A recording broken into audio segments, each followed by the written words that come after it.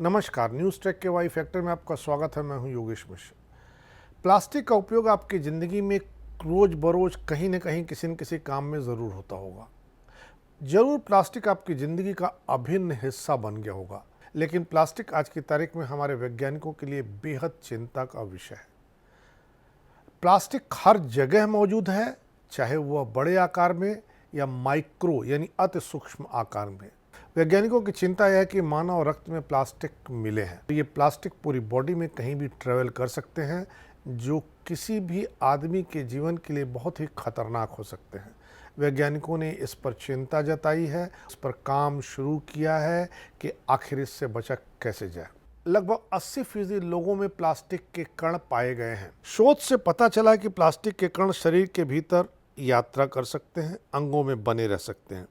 इनका मानव स्वास्थ्य पर क्या असर पड़ता है यह अभी पता नहीं चला है, लेकिन शोधकर्ता इस बात से चिंतित हैं क्योंकि माइक्रोप्लास्टिक प्रयोगशाला में मानव कोशिकाओं को नुकसान पहुंचाते हैं। यह तो पहले से पता है कि वायु प्रदूषण के नाते तमाम ऐसे कण हमारे शरीर में प्रवेश करते हैं और इसके चलते लाखों लोगों की हर साल मौत होती है। पर्यावरण में भारी मात्रा में प्लास्टिक कचरा फेंका जाता है। माइक्रोप्लास्टिक अब माउंट एवरेस्ट के शिखर से लेकर सबसे गहरे महासागरों तक पूरे ग्रह को दूषित कर रहा है।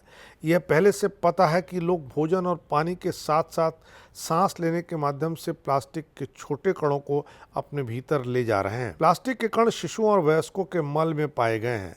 वैज्ञानिकों ने पूरी तरह स्वस्थ 22 गुमनाम वयस्क वॉलंटियर्स के रक्त के नमूनों का विश्लेषण किया। 17 में प्लास्टिक के कण पाए गए। आधे नमूनों में पीईटी प्लास्टिक था, जो आमतौर पर पेय की बोतलों में पाया जाता है, जबकि 1/3 नमूनों में पॉलीस्टाइनिन पाया गया, जिसका उपयोग भोजन और अन्य उत्पादों की पैकेजिंग के लिए किया जाता है। 1/4 रक्त के नमूनों में पॉलीइथाइलिन था, जिससे प्लास्टिक वाहक बैग बनाए जाते हैं। नीदरलैंड में ब्रिजे यूनिवर्सिटी के एक इकोटॉक्सिकोलॉजिस्ट प्रोफेसर डिक विथाक ने कहा, हमारे अध्ययन का पहला संकेत है कि हमारे रक्त में पॉलीमर कण हैं। यह एक ब्रेक थ्रू स्टडी है। हमें अनुसंधान का विस्तार करना होगा। नमूना आकार, मूल्यांकन किए गए पॉलीमर की संख्या आदि में वृद्धि करनी होगी।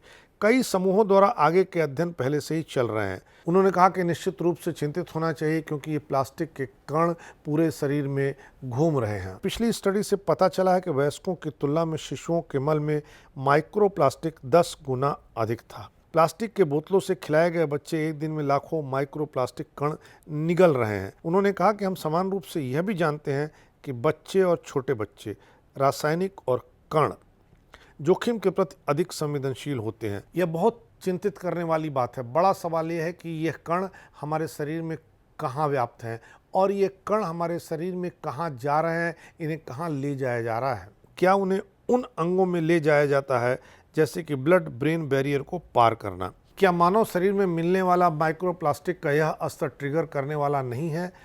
वैज्ञानिकों का मानना है कि इस पर शोध जरूरी है, क्योंकि आने वाले दिनों में ये आदमी की सेहत को बहुत नुकसान पहुंचा सकता है। इस बार इतना ही। अगली बार फिर मिलेंगे किसी नए सवाल पर नए ढंग से बात करने के लिए।